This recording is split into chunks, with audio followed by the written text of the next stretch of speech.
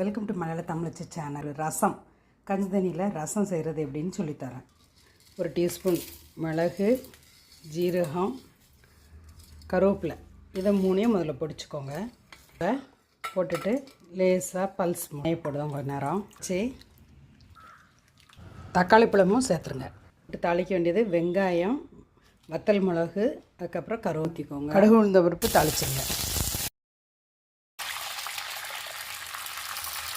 அப்புறம் வடித்து வச்சுருக்க கஞ்சி, இது ரொம்ப சத்து உள்ளது, கார்போஹைட்ரேட் ரிச்சு. கஞ்சி தண்ணி இல்லைன்னா சாதாரண தண்ணி சேர்த்தும் பண்ணலாம். மஞ்சள் பொடி, காயப்பொடி பொடிச்சு வச்சுருக்கோம் இல்லையா,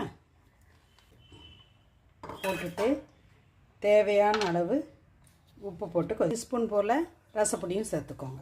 இப்படி நம்ம கொத்தமல்லி எல்லாம் தூவிடலாம். அவ்வளோதான், ரசம் ரெடி. வாசனை உள்ள ரசம் ரெடி. பிடிச்சா லைக் பண்ணுங்கள், சேனலை சப்ஸ்கிரைப் பண்ணுங்கள்.